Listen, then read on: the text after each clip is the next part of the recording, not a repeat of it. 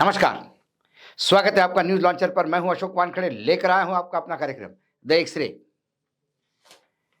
एक खबर, अच्छा हुआ कि हम मिल्कीपुर का उपचुनाव हार गए, जिससे सबका भ्रम खत्म हो गया।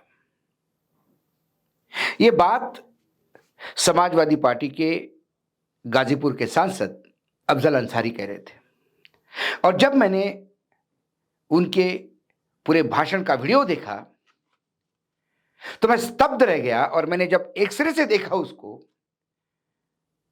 तो मुझे लगा इस समय ऐसी बात करने वाला इंसान यदि हर राजनीतिक दल में हो और उस राजनीतिक दल का सुप्रीमो या आका यदि उसके शब्दों को सीरियसली ले, तो 2029 में इंडिया गठबंधन की सरकार रोकने में कोई रोक नहीं सकता। लेकिन मैंने दो बातें कही कि उनकी बात को सुनने का माध्यम हो और उसको इंप्लीमेंटेशन करने की, उनका क्रियान्वयन करने की औकात हो। उन्होंने कहा कि अच्छा हुआ कि हम मल्कीपुर उपचुनाव हार गए, सबका भ्रम खत्म हो गया। अब लड़ाई लोकतंत्र और तानाशाही के बीच है। यदि 2027 में हमने इस तानाशाही को खत्म नहीं किया तो इस देश में लोकतंत्र खत्म हो जाएगा, और इसके लिए एक एक समाजवादी पार्टी के कार्यकर्ताओं को जी जान से आस से लगना होगा, क्योंकि ये अभी नहीं तो कभी नहीं की बात है। और यदि लोकतंत्र ही खत्म हो गया तो हर एक इंसान की जिंदगी नर्क हो जाएगी, क्योंकि फिर आपके अधिकार नहीं होंगे, सिर्फ तानाशाह के आदेश होंगे। उन्होंने कहा कि हमने देखा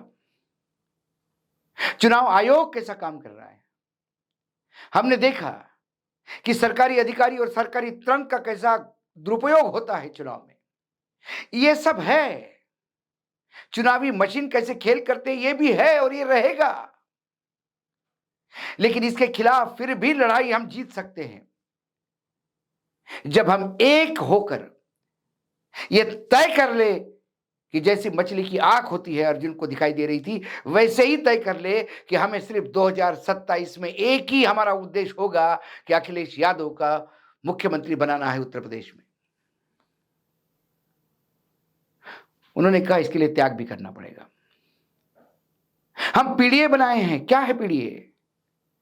मीटिंगों में पीडीए है, मीटिंग होती है तो पीडीए है। पीडीए ऐसा नहीं होता। पीडीए ये संकल्पना हर एक के दिल में और दिमाग में रोपण होना चाहिए, उसको घर करके बैठना चाहिए, और उसके लिए त्याग करने की जरूरत है। क्योंकि विपक्ष बार बार ये कहता है अखिलेश आएगा तो यादवों का राज होगा, तो यादवों को सबसे पहले त्याग करना होगा। यादवों को यह बताना होगा कि पंचायत भी मेरी, जिला परिषद भी मेरी, जनपद भी मेरी, विधायक भी मैं, सांसद भी मैं ना। ये अलग अलग जो पीढ़ी के हमारे घटक समाज के विभिन्न जो लोग जुड़े हैं, जिनको हम जुड़ाने का प्रयास करते हैं, उन्हें विश्वास होना चाहिए कि अखिलेश या समाजवादी यदि सत्ता में आती है तो वो सत्ता में आते हैं, उनका भला होगा, उनके विकास की बात होगी, उनकी अच्छाई की बात होगी, ना कि किसी एक समाज की। ये बताने के लिए त्याग करना होगा। क्या डर का माहौल है। हमने देखा कैसा चुनाव में कहा जाता था कि फोटो खींचे जाएंगे, यदि समाजवादी के मंच के आसपास भी दिखे तो फिर कार्यवाही होगी। तो राशन की दुकान वाले, छोटे मोटे नौकरी करने वाले व्यापारी भाग खड़े हुए, और जो दमदार थे वो विपरीत परिस्थिति में भी साथ रहे। नोटों के बंडलों से तुलना होने लगी, तराजू में तुलने लगे, कई लोग भाग गए, अखिलेश जी के नाक के बाल थे, वो भी भाग गए। लेकिन जो बचे हैं वो समाजवादी की धारा है। क्या क्या नहीं कहा, एक एक चीज, हर उनका शब्द आईना था समाजवादी पार्टी के सुप्रीमो के लिए। ये भाषण जो है वो सिर्फ कार्यकर्ताओं के लिए नहीं था। इस भाषण को सही मायने में अखिलेश, राहुल गांधी, तेजस्वी, इनको सुनना चाहिए। क्योंकि जहां समाजवादी है वहां कांग्रेसी जोड़ के यदि राहुल गांधी सुनेंगे तो उनको भी समझ में आ जाएगा कि ये जो अंसारी साहब कह रहे हैं इसमें उतना ही दम है। आरजेडी हो, चाहे उद्धव ठाकरे की शिवसेना हो, चाहे शरद पवार की पार्टी हो, आज सब लोग हाशिए पे हैं। क्यों हैं?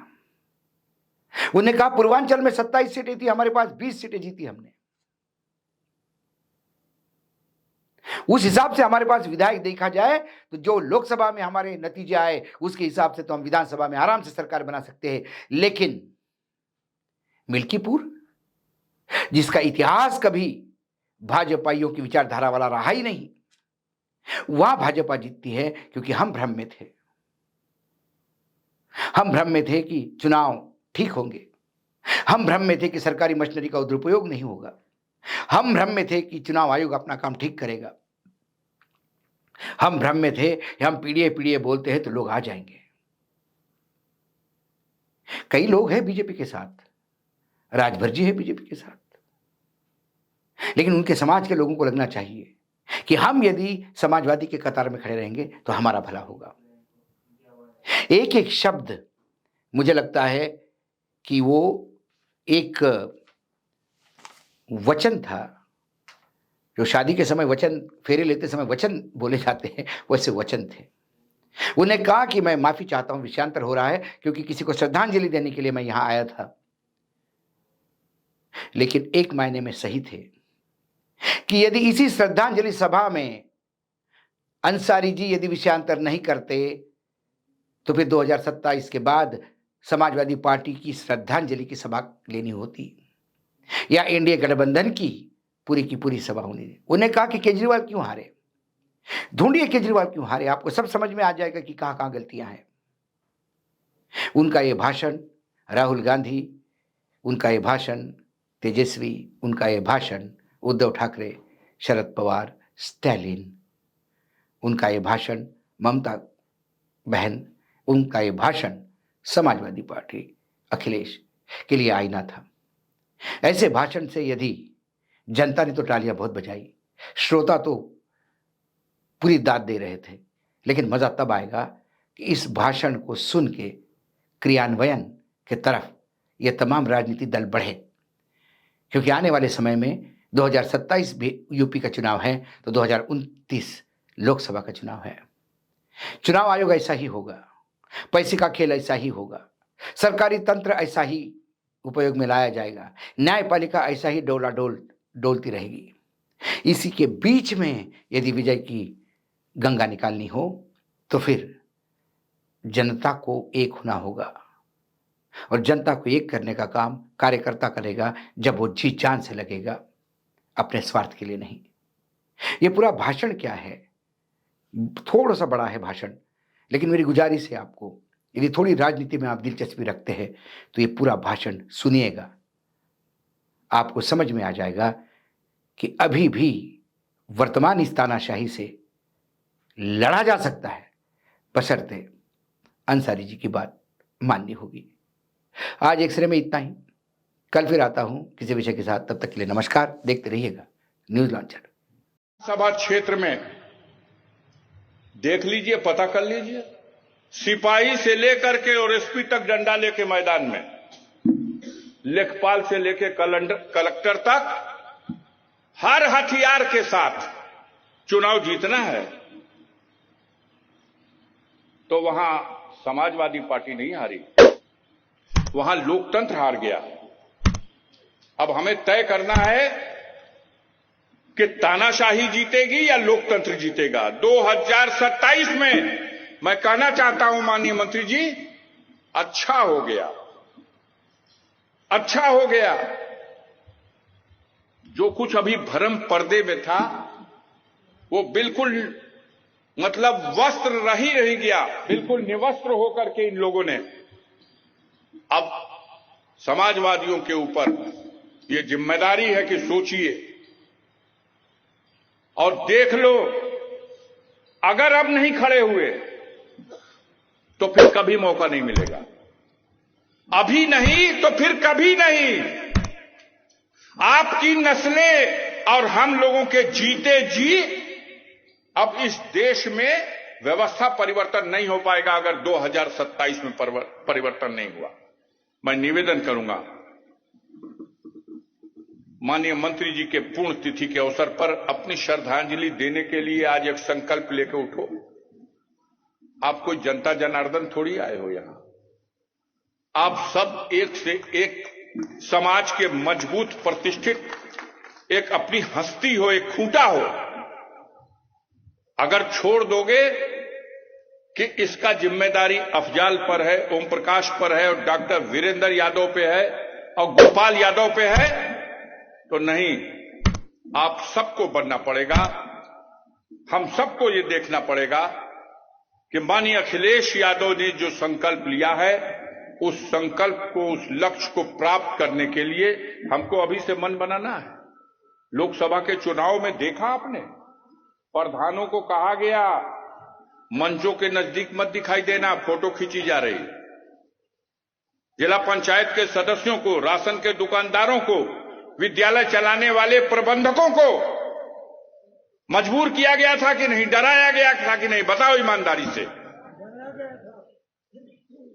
तो इस भय, इस डर, इससे अगर मुक्ति पाना है तो 2027 की तैयारी जैसे हो। समाजवादी हिंसक नहीं होता, लेकिन हम मारेंगे भी नहीं और मानेंगे भी नहीं। हम मानेंगे भी नहीं और मारेंगे भी नहीं और अपना लक्ष्य प्राप्त करेंगे। यह जो ईवीएम का प्रोपेगेंडा और असली बेईमानी, ईवीएम के प्रोपेगेंडे के आड़ में असली बेईमानी ये बेईमान तंत्र कर रहा है। ये चुनाव आयोग और सारी मशीनरी उस बेईमानी में शामिल। इसलिए जनता को उठ के खड़ा होना पड़ेगा, जनता को जगना पड़ेगा। कोई समझता है हमसे क्या मतलब, हम तो बचल बाड़ी, क्यों ना बची। जब लोकतंत्र नहीं रह जाएगा तो आपका जीवन भी नर्क हो जाएगा, कोई नहीं बचने वाला है। प्रधान जी मंच पे जइहा चाहे ना जइहा, बची ना, न प्रधानिये बची और न प्रतिष्ठा बची। कितना जना लुकाते रह गए ना। 1-2% ऐसे हिम्मत वाले लोग थे जिन्होंने उस विपरीत परिस्थितियों में भी खुल्लम खुल्ला मैदान में उतर करके साथ दिया। और नहीं, ज्यादातर साथ तो थे लेकिन लुका के साथ थे। आप लुका के साथ दोगे तो अब इन बेईमानों से नहीं लड़ा जा सकता। तो माननीय मंत्री जी को श्रद्धांजलि दीजिए और यही श्रद्धांजलि दीजिए कि इन्होंने जो दीप जलाया है, अब संकट की घड़ी में दीप बुझेगा या दीप की रोशनी और बढ़ेगी। और उस दीप की रोशनी को बढ़ाने के लिए 2027 की तैयारी कीजिए। वो मगन है सब। हमसे एक बड़े नेता ने कहा, बात होने लगी, कहा भैया घबरा मत, पंचायतिया का चुनाव हो जाएगा, ओकरा बाद कुल समाजवाद वही में पढ़ा दिल जाए। बोले का करबो सुरे भैया? तो कहना कि ई कौनो सीटिए ना बची, कुल समझबदिए लड़ जी हंसो और ओकरा बाद अगला चुनाव हो विधानसभा का। वो नक्शा तो दिखाई दे रहा। अब वहीं से चपत हुआ बिरहा कंपनी का लोग, तब जाए लगल नोट पे कि फलाना प्रत्याशी हुआ, फलाना पहले प्रत्याशी रहल। समाजवादी पार्टी की कतार के लोगों त्याग करना पड़ेगा। अगर त्याग नहीं करोगे सब जीत ही जाएगा। तब प्रधानिया से लेकर के अब प्रधानमंत्री तक सारे पद पर तानाशाही विचार रखने वाले बढ़ जाएंगे। कोई जिताने वाला भी तो हो कि सब जीतबे करेगा। इतना लड़वैया एक घड़ी भइल बना। उससे पहले है जिला पंचायत, तो जिला पंचायत लड़िए, मना नहीं करते हैं आपको। आप बड़े जोग हैं, बड़े लोकप्रिय हैं, सब कुछ है, लेकिन ये देख ले जा गलिया बगलिया की केहू टिटकार के तो के झुठिया का निकल लड़ावत केहू के हरावे खातिर। केजरीवाल की हार में एक बड़ा कारण यह भी है। तो सावधान रहने की जरूरत है। हम चले थे पीडीए बना करके लोगों को जोड़ने, तब पीडीए में खाली मीटिंगिए में सब आओ, पदवा पे ना रही, वो का कुछ सीटियां दिया कि ना लड़े के। बोलिए, सबसे बड़ी कुर्बानी यादव भाइयों को देनी होगी, यादव समाज के लोगों को देनी होगी। शायद कुछ लोग कहने में डरे, लेकिन मैं कहूंगा खून सही आ जाता, अभी बहुत टाइम बा हमरा में। तुरंते ना भेटे,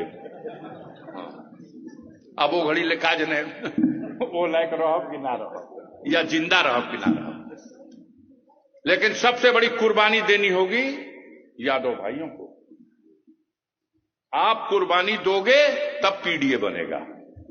प्रधानों हम ही रही, बीडीसीओ हम ही रही, जिला पंचायतियों हम ही रही, अब मुख्यमंत्रियों हम ही रहब, अब मंत्रियों हम ही बनब, अब प्रधानों मंत्री है का रामशंकर राज भाई भर भाई बना देना। हौसला बड़ा हो, लेकिन लड़ाई अभी प्रधानमंत्री की नहीं है। अभी लड़ाई उत्तर प्रदेश के विधानसभा की है। एक जगह निशाने से हिलने उन्हें तकबो तब मछली घूम जाई, आंखिया में ना लगी। सिर्फ एक निशाना, उत्तर प्रदेश का मुख्यमंत्री बनाना है माननीय अखिलेश यादव को। समाजवादी पार्टी की सरकार बनानी है। एक घड़ी प्रधानमंत्री हमन के नहीं के बनेंगे। और अगर ऐसा करना है तो त्याग ही आपको करना है। आप ही त्याग करोगे तब कुशवाहा समाज के लोग कहेंगे कि ये भैया हमनों के तो कुछ में सम्मान मिले लगा। तब राजभर भाई भी कहेंगे कि भले ओम प्रकाश झंडा लेके उनने गईला, लेकिन ना हमनी का समाजवादियन का कतार में रहेंगे। तब संजय निषाद के लोग कहेंगे कि भले संजय निषाद भारतीय जनता पार्टी की कतार में खड़े हैं, लेकिन हम समाज का कल्याण नहीं हो रहा है, इसलिए हम समाजवादियों के साथ रहेंगे। तब चौहान भाई कहेंगे कि हम समाजवादियों के साथ खड़े होंगे। तब लोहार कोहार गोण खरवार नाई हमारे मौर्य समाज के लोग कहेंगे कि हम समाजवादियों की कतार में हैं, क्योंकि ये समाजवादी जिस दिन सत्ता में आएंगे ये सबके साथ न्याय करेंगे, सबके अधिकार की रक्षा करेंगे, सबको इंसाफ करेंगे और सबको उसका हक हिस्सा देंगे। ये बेईमानवा फंसा ले बड़ा सो, ये धोखा देते हैं लोगों को। कहते हैं लोग कि अगर समाजवादी पार्टी मजबूत होगी और समाजवादी पार्टी सत्ता में आएगी तो यादव को ताकत मिलेगी, यादव को अधिकार मिलेगा। यह झूठा प्रचार है और यही प्रचार करके समाज में कमजोर लोगों को नफरत फैला करके उनके मन विचार को हटा रहे। और उसका नमूना देखने को मिलता है साजिश में शरीक होकर के उन सामंतवादी विचारधारा के लोगों के। सबसे बेसी समाजवाद का झंडा लेके जमनिए में दौड़े शुरू कर दिया लोग। वो हमें जनाई कि माननीय ओम प्रकाश जी का पसीना चुआ दिया। देखना पड़ेगा, सोचना पड़ेगा, विचार करना पड़ेगा। जो आदमी लैस है विचारधारा से समाजवाद के, जिस आदमी ने कठिन से कठिन घड़ी में और परीक्षा में जब अपने शरीर के वजन के बराबर नोट की गड्डी और सोने की गड्डी तौल के दी जा रही थी, तब भी बिकने का काम नहीं किया। ठोकर मार करके समाजवादियों की कतार को मजबूत किया। बिक गए तमाम लोग। जो अखिलेश यादव की नाक के बाल थे, लोग भी बिक गए। तब भी गर्व करना चाहिए गाजीपुर के लोगों को, जमानिया के लोगों को। आपका नेता मंच पर बैठा हुआ है। ये चुनाव भाजपा ना लड़ पाई सो जमनिया में। अगर हमने का जमात कतार में बैठल आदमी ना खेदे लगा, उसमें किसी माइनॉरिटी के आदमी को टिटकार दिया जाएगा कि लो हाई पार्टी का टिकट तू ले लो, हो जाए कि ना असलम भाई? तब बेरादरी का बात आ गई। अब तौकीर भाई दौड़ के क्या करी हम कहें रुको भाई, बेरादरी आ गई।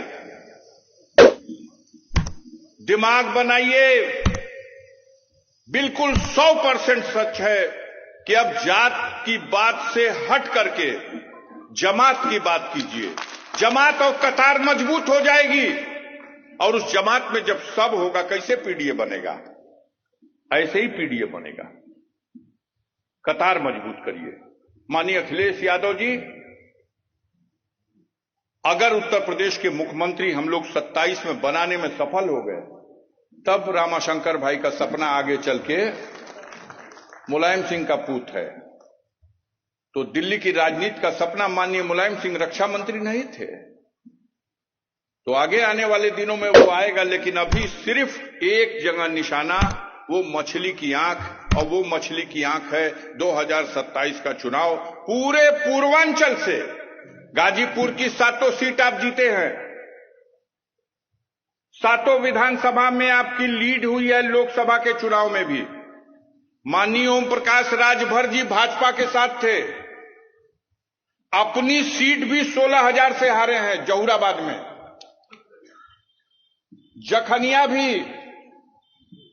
जखनिया भी आपके साथ नहीं है, लेकिन आपकी जखनिया में भी लीड हुई है, और प्रचंड लीड हुई है लोकसभा में। तो उस फार्मूले से पूरे पूर्वांचल से हमारा नेता ये उम्मीद करके चल रहा है कि जहां 27 लोकसभा की सीटों में 20 लोकसभा की सीटें समाजवादी पार्टी जीत गई, मात्र 7 सीटों पर ये डबल इंजन की सरकार, मात्र 7 सीटों पर सारी ताकत और बेईमानी, धन दौलत सब लगाने के बाद भी 7 सीटों में सिमट गई। उन्हीं 7 सीटों में मोदी जी भी हैं, उन्हीं 7 सीटों में अनुप्रिया पटेल भी हैं। अंतिम राउंड की गणना में मात्र 3 सीट जीते ये लोग, भदोही, मिर्जापुर और बनारस। 10 सीट आप जीत गए। छठवें राउंड की गणना में 4 सीट बस भाजपा जीती, 10 सीट आप जीत गए। जो गोरखपुर और बस्ती मंडल, देवी पाटल मंडल उनके आसपास थी योगी जी के। ये डबल इंजन, ये इंजन की हवा खराब है, बैक कंप्रेसर हो गया है माननीय मंत्री जी। बैक कंप्रेसर जब हो जाला तो गड़िया धुआं देवे लगे, तो गाड़ी धुआं दे रही है। अच्छा हुआ ये लोग जीत गए मिल्कीपुर, बड़ी गलतफहमी में समाजवादी थे। अब पूरे उत्तर प्रदेश में कनकना के सब सही हो गया है। हमें उम्मीद है कि मिल्कीपुर की हार से आप सबक लेंगे। मिल्कीपुर ऐसा क्षेत्र था साथियों, जहां भारतीय जनता पार्टी के विचारधारा के लोगों का कोई औकात ही नहीं थी। वो मित्रसेन भाई का क्षेत्र था। वो 9 बार रहे, वहां से विधायक रहे, एमपी रहे, उस क्षेत्र में जीते हैं। तो उसका अभी से हम लोगों को सजग होना है, सावधान होना है। क्षमा कर दीजिएगा वीरेंद्र भैया, डॉक्टर वीरेंद्र यादव जी, विषयांतर हो गया हो।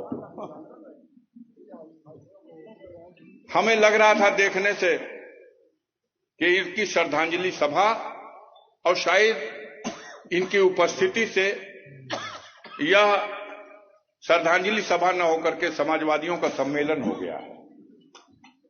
इसलिए मैंने कहा कि अब वक्त नहीं गंवाना है, हम सबको सावधान होना है। पहली सावधानी बरतिए, जो आने वाले दिनों में पंचायतों का चुनाव है, उन चुनावों में अगर आप लड़ने का फैसला ले लिए हैं तो 2-3 बेर विचार करिए।